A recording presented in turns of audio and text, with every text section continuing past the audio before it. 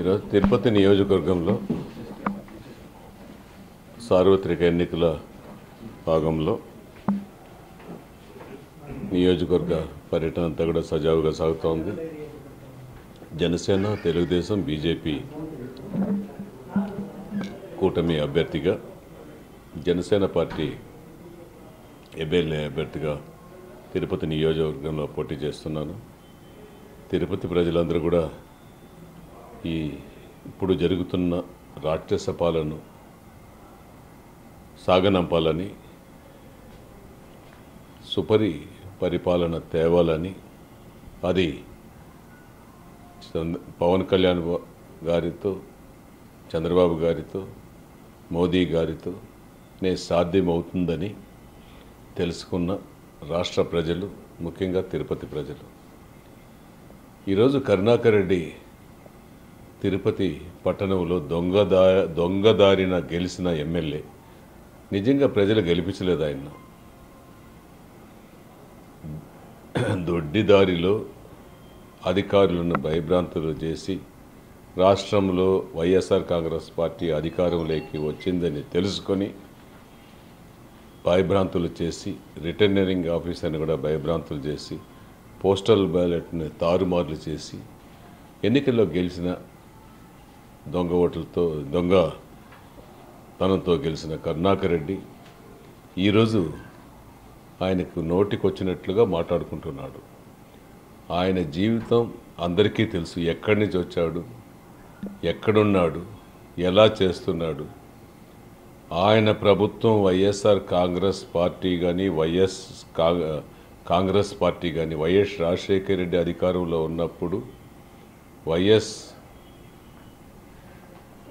జగన్మోహన్ రెడ్డి అధికారంలో ఉన్నప్పుడు తప్ప మిగతా అప్పుడు ఒక 3 ఏళ్ళు, అప్పుడు ఒక 6 ఏళ్ళు, ఇప్పుడు ఒక 5 ఏళ్ళు, ఈ 11 ఏళ్లలో కరుణాకర్ రెడ్డి ఎట్లా బయట వచ్చాడు తిరుపతి ప్రజలు కూడా బాగా తెలుసు. అంతకుముందు కరుణాకర్ రెడ్డి కేవలం ఒక ఎస్టీడీ బూత్ పెట్టుకొని ఉండేవాడు, జిరాక్స్ మిషన్ పెట్టుకొని ఉండేవాడు. రాజశేఖర రెడ్డి ముఖ్యమంత్రి అయినాక అంతకుముందు ఈడ రాజారెడ్డి పాలన కోడూరులో మైన్స్లు చేసుకుంటూ తిరుపతిలో మకాం పెట్టుకొని కరుణాకర్ రెడ్డిని తిరుపతిలో కడప సంస్కృతిని అలవాటు చేసి కడప నుంచి తెచ్చిన మొలక తిరుపతిలో పెద్దది చేశాడు. దానికి ఒక మోజు కూడా వచ్చింది. ఈరోజు ఆ మోజు ఇప్పుడు ఎమ్మెల్యేగా కూడా కంటెస్ట్ చేస్తున్నాడు అభినయ్ రెడ్డి. ఆ మోజులు ఎప్పుడు ఇరిగిపోతుందో, ఎప్పుడు పోతుందో అందరికీ తెలుసు. మొలక ఎప్పుడు వాలిపోతుందో తెలుసు. ఇవన్నీ గుర్తుపెట్టుకోవాలి కరుణాకర్ రెడ్డి కూడా.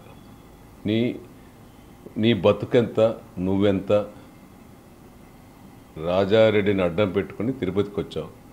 రాజశేఖర రెడ్డిని ముఖ్యమంత్రి అయినప్పుడు అడ్డదొడ్డంగా ఆస్తులు కొనుక్కొని, దౌర్జన్యంగా ఇల్లు లాక్కొని, చుట్టుపక్కల ఉండే ఇండ్లంతా దౌర్జన్యంగా లాక్కొని, జగన్మోహన్ రెడ్డి వచ్చినాక ఖాళీ చేపించి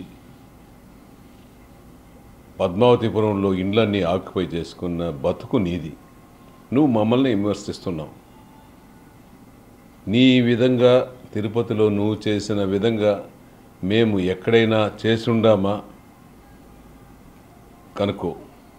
మాకు కూడా పద్మావతిపురంలో ఇల్లుంది 25 సంవత్సరాలుగా. ఒక కాంట్రాక్టర్ దగ్గర కొనుక్కున్నాం, నెల్లూరు ఒక కాంట్రాక్టర్ దగ్గర, శ్రీధర్ రెడ్డి దగ్గర.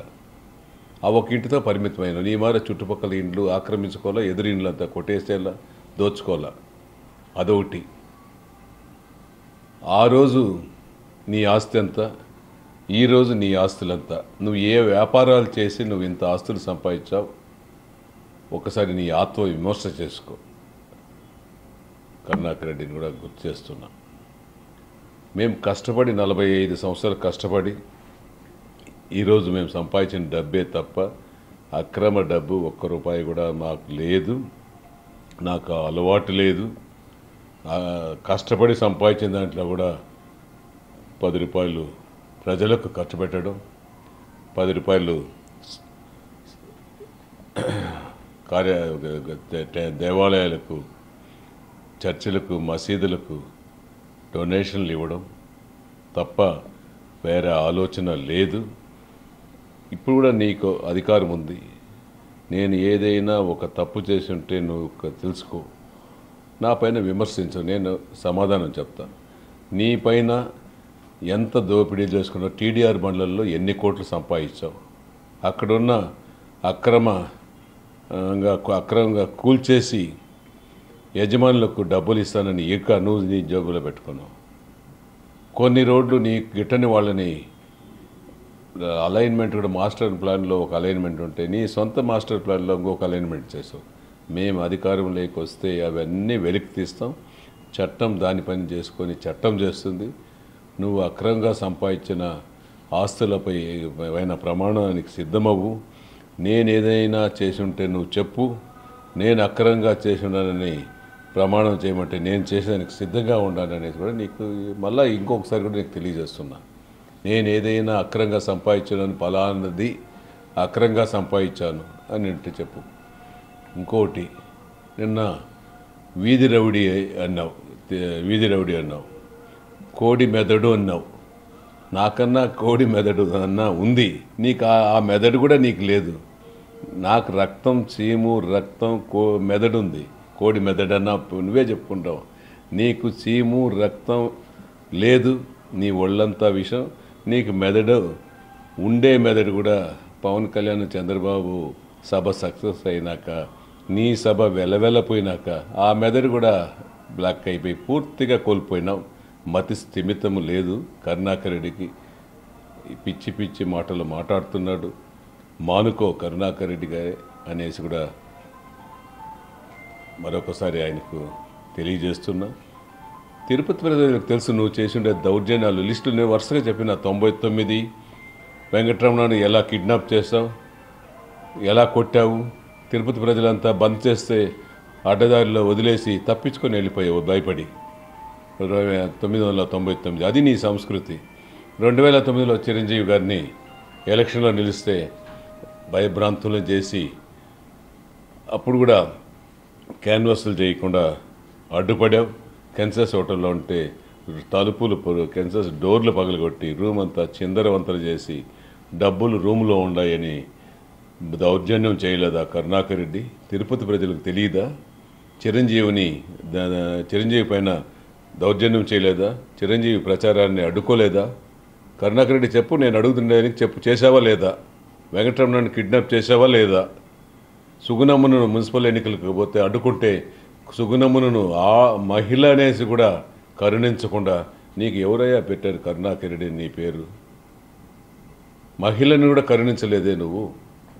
ఆ మహిళను కూడా నువ్వు కింద పడేసి తొక్కి మీ చెంచాలు కారు డోర్ తీసి కారులో వేసి ఇంటికి పంపిస్తే సంస్కృతి నీది. ఇవన్నీ నిజం కాదా చెప్పు. మరలా ఇంకోసారి వెంకటరమణ హోటల్లో ఉంటే మరలా దౌర్జన్యం చేసిన సంస్కృతి నీకుందా లేదా చెప్పు. ఇప్పుడు 2019లో దొడ్డిదారిన గెలిచావా లేదా? నువ్వు ఎమ్మెల్యే కాదు, దొడ్డిదారి ఎమ్మెల్యే. అక్రమంగా దౌర్జన్యంతో జగన్మోహన్ రెడ్డి ముఖ్యమంత్రి అవుతాడని అధికారులను బెదిరించి ఎమ్మెల్యే అయ్యావా లేదా? తిరుపతి ప్రజలకు చెప్పు, వెంకటేశ్వర స్వామికి చెప్పు. నీ ఆత్మ విమర్శ చేసుకో. నీకు ఆత్మ లేదు, నీ ఒంట్లో రక్తం లేదు, తలలో మెదడే లేదు నీకు.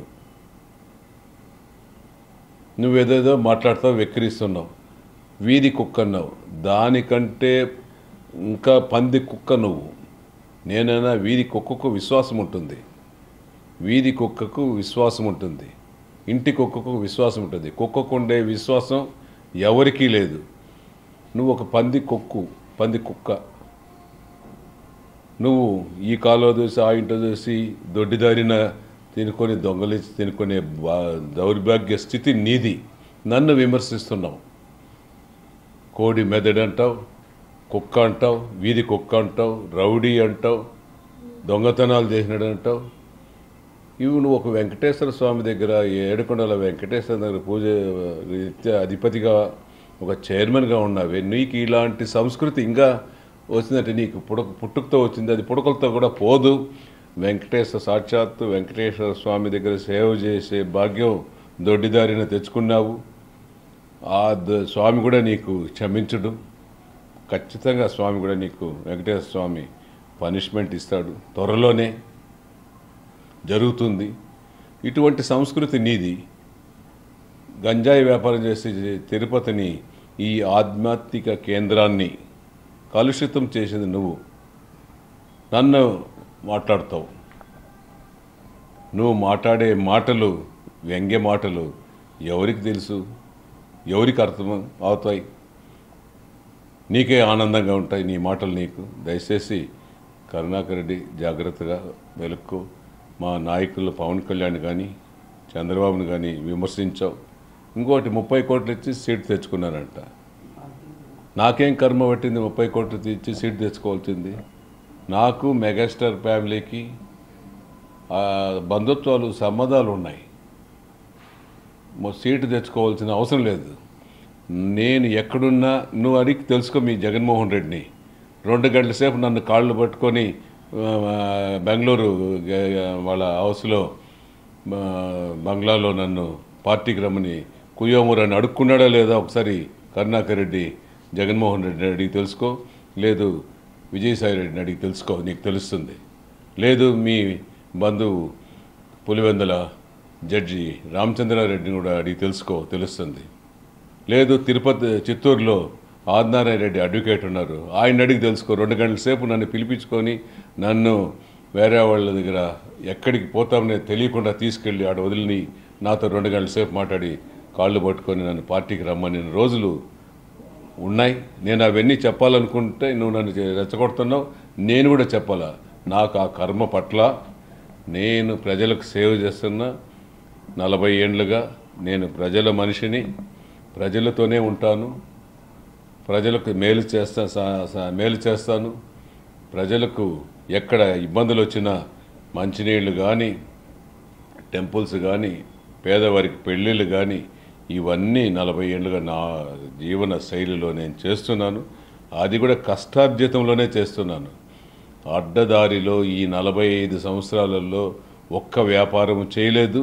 చేసి ఉంటే నువ్వు తెలుసుకో, చెప్పు, నేను సమాధానం చెప్తా. నేను అడ్డదారిలో నేనైనా శాండల్వుడ్ చేశానా? ఇసుక మాఫియా చేశానా? నువ్వు ఇసుక మాఫియా చేశానంటావు. నీ ప్రభుత్వంలో ఒక లోడ్ ఇసుక, ఒక ఎమ్మెల్యేగా ఉండి ఇసుక తోలుకోవాలంటే కూడా డబ్బులు కట్టి బిల్లులు ఇచ్చి తీసుకున్నాను. కరుణాకర్ రెడ్డి గుర్తు చేసుకో, కనుక్కో. మీ డీడీ ఉన్నాడు, ఏడీ ఉన్నాడు చిత్తూరులో, కనుక్కో. నేను సొంతంగా నా ఇల్లు కట్టుకోవాలనుకున్నా, కాంపౌండ్ వాళ్ళు కట్టుకోవాలనుకున్నా, నా కాంట్రాక్ట్స్ తీసుకోవాలని కూడా చలానాలు కట్టి తీసుకున్నానే తప్ప ఒక్క లోడు ఇసుక కూడా ఉచితంగా చేసుకోలేదు. నువ్వు కాకపోతే మొత్తం టీడీఆర్ బాండ్లు, గంజాయి, ఆఖరికి దేవుడి దగ్గర నువ్వు పరిపాలించే దేవుడి దగ్గరగా 300 రూపాయల టికెట్లు, శ్రీవాణి టికెట్లు అమ్ముకొని సొమ్ము చేసుకునే బతుకు నీది. నువ్వు నన్ను విమర్శిస్తున్నావు ఈరోజు. నీ మరి స్మగ్లర్సు, శాండల్వుడ్, శాండు, లిక్కరు, రకరకాల అసాంఘిక కార్యకలాపాలు చేసేవాళ్ళని ఈరోజు నువ్వు చిత్తూరులో పెట్టించుకున్నావు. నువ్వు నీ ముఖ్యమంత్రి చేరి నీకు టీడీఆర్ బాండ్లు దొంగలించి గంజాయిలో సంపాదించిన డబ్బులు, అక్రమంగా సంపాదించిన డబ్బులు, ఆరికి మొన్న చూశాను పేపర్లో కూడా, కోడి ఈకలు కూడా అమ్ముకొని నెలకు 1 కోటి రూపాయలు, 2 కోట్లు సంపాదించే సంస్కృతి నీది. నాకు ఆ కర్మ పట్టలేదు, నేను అది చేయలేదు అనేసి కూడా ఈ సందర్భంగా నీకు కరుణాకర్ రెడ్డికి కూడా తెలియజేస్తున్నా. ఒక్కసారి అన్నీ తెలుసుకో. నువ్వు చేసినవన్నీ ప్రూఫ్లు ఉన్నాయి, తిరుపతి ప్రజలకు తెలుసు నువ్వు చేసినవన్నీ. చిరంజీవిని చేయలేదా చెప్పు, వెంకటరమణని కొట్టలేదా చెప్పు, సుబ్రహ్మణ్యని కొట్టలేదా చెప్పు, దొడ్డిదారిన ఎమ్మెల్యే అయ్యావా, అధికారులు బెదిరించలేదా చెప్పు. ఇప్పుడు నేను ఈ 2024లో జనసేన అభ్యర్థిగా, ఉమ్మడి తెలుగుదేశం, జనసేన, బీజేపీ అభ్యర్థిగా ప్రచారం చేస్తూ ఉంటే నన్ను ఎన్నిసార్లు హింసిస్తున్నావు? నీ కబద్దార్. నేను హింసించినా నీకు భయపడను. నిన్ను నెట్టి తోసుకొని నేను ప్రచారం చేశాను. ఉండేది ఒకరోజు, ఇంకా 20 గంటలే సమయం ఉంది. కబద్దార్, గుర్తుపెట్టుకో. నువ్వు నన్ను ఏమి చేయలేవు, చిత్తూరు నుంచి రౌడీలు పిలుచుకొచ్చేయడం రాజకీయం చేయాల్సిన అవసరం నాకు లేదు, నువ్వు కాకపోతే ఇక్కడ దొంగలను ప్రోత్సహించుకుని కడప నుంచి రౌడీలు తెచ్చుకొని దొంగ ఓట్లు 50,000 ఓట్లు పోల్ చేసుకోవాలనేసి చూస్తున్నాం. ఖబర్దార్ కరుణాకర్ రెడ్డి, అభినయ్ రెడ్డి, దొంగ ఓట్లు ఒక్కరు కూడా పోలు చేయనీయకుండా చేసేదానికి ఈరోజు జనసేన తెలుగుదేశం కలిపి కేంద్ర ప్రభుత్వం నుంచి బలగాలు వచ్చాయి.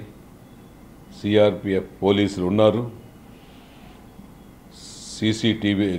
సీసీ కెమెరాలు ఉన్నాయి, ఎప్పటికప్పుడు నిఘా ఉంది, పర్యవేక్షణ పగడ్బందీగా ఉంది. ప్రతి బూత్లోనూ లోపల ఒక సీసీ కెమెరా, బయట ఒక సీసీ కెమెరా. నీ ఆటలు చల్లవు. ఇంకా రెండో సంగతి, దొంగ ఓట్లకు కానీ నువ్వు పంపిస్తే వాళ్ళందరూ కూడా జైలుకు పోయే అవకాశం ఉంది. అందరినీ కూడా ఓటర్ లిస్టులో రెడ్ మార్క్లో రౌండ్ చుట్టేసాం.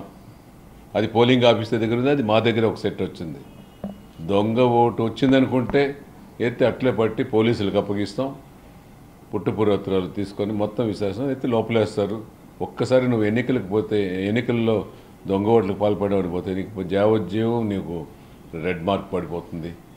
నేను ఒకటే, చదువుకునే పిల్లలు ఉన్నారు, టౌన్లో విద్యావంతులు ఉన్నారు, కొంతమంది కరుణాకర్ రెడ్డి తొత్తులు ఉన్నారు. వీళ్ళందరూ కూడా, మీరందరూ కూడా గుర్తుపెట్టుకోండి, దొంగ ఓట్లకు మాత్రం దయచేసి వచ్చి పోల్ చేయొద్దండి.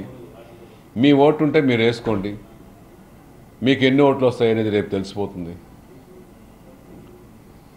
అంతేగాని దొంగ ఓట్లు కానీ ఒక్కటి వస్తే ఇటు కరుణాకర్ రెడ్డికి శిక్ష వస్తుంది, వేసేవాడికి శిక్ష వస్తుంది. అధికారులు కూడా 56,000 ఓట్ల స్లిప్పులు ఎందుకు వాపసు వచ్చిందని ఈరోజు అంతర్మదనం చేసుకుంటున్నారు. ఎందుకు ఇలా జరిగింది? మొత్తం అధికారాన్ని గుప్పిట్లో పెట్టుకొని, అధికారం అంతా ఒక ఇంటికే తీసుకొని, అక్కడ ముఖ్యమంత్రి, ఇక్కడ కరుణాకర్ రెడ్డి ఏకఛత్రాధిపతిగా ఏలారు. మీకు తిరుపతి ప్రజలు తిరస్కరిస్తున్నారు, చీకొడుతున్నారు. దానికి నిదర్శనం నువ్వు పెట్టిన సభే. మా పవన్ కళ్యాణ్ గారు, చంద్రబాబు గారు సభను వెక్కిరించావు. నీ సభ వెలవెలపోయింది.